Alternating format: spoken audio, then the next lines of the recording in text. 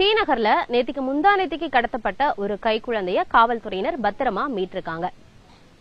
Cinema பாணியில அந்த குழந்தை மீட்கப்பட்டது எப்படி அப்படின்னா நம்ம செய்தியாளர் அன்பரசு விளக்கமா சொல்றாரு, வாங்க கேட்கலாம். சென்னை கண்ணகி நகர் பகுதியில் பிறந்து 45 நாட்களேயான குழந்தை கடந்த புதன்கிழமை கடத்தப்பட்ட விவகாரத்தில் இன்று காலை அந்த குழந்தையானது திருவேற்காடு போலீசாரால் பத்திரமாக மீட்கப்பட்டிருக்கிறது. குறிப்பாக கண்ணகி நகர் பகுதியைச் சேர்ந்த தம்பதியினர் நிஷாந்தினி ஆரோக்கியதாஸ் தம்பதியினர் இவர்களுக்கு கடந்த 45 நாட்களுக்கு முன்பாக ஒரு பச்சிளம் குழந்தை ஒன்று பிறந்துள்ளது. இந்த நிலையில் இந்த குழந்தையானது கடந்த புதன்கிழமை மாலை தீநகரில் வைத்து கடத்தப்பட்டதாக கண்ணகி நகர் காவல் நிலையத்தில் புகார் அளிக்கப்பட்டது.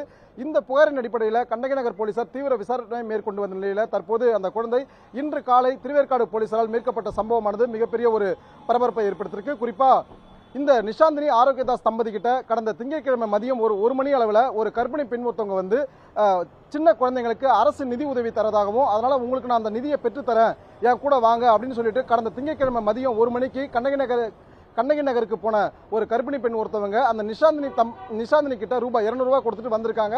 கொடுத்துட்டு வந்ததும் இன்னும் 2 நாள் கழிச்சு நான் உங்க வீட்டுக்கு வரேன், உங்களை வந்து கூட்டிட்டு தீநகர்ல இருக்கக்கூடிய அந்த ஆபீஸுக்கு போயிட்டு அந்த அரசு நிதியை உங்களுக்கு பெற்றுத்தரேன்னு சொல்லியிருக்காங்க. இதனை அடுத்து தான் கடந்த புதன்கிழமை மதியம் 2 மணிக்கு நிஷாந்தினி வீட்டுக்கு சென்ற அந்த கர்ப்பிணி பெண் நிஷாந்தினி மற்றும் நிஷாந்தினியோட 44 நாட்களான அந்த குழந்தையை கூட்டிட்டு ஆட்டோ மூலமா தீநகர் வந்திருக்காங்க.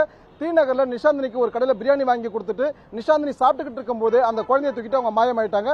இதனால அதிர்ச்சி அடைந்த நிஷாந்தினி உடனடியாக கண்ணகி நகர் போயிட்டு அவங்க குடும்பத்துக்கிட்ட சொல்லி கண்ணகி நகர் காவல் நிலையத்தில் புகார் கொடுத்தாங்க. இது தொடர்பாக கண்ணகி நகர் போலீசார் வழக்கு பதிவு செஞ்சு தீவிர விசாரணை மேற்கொண்டு வந்தாங்க.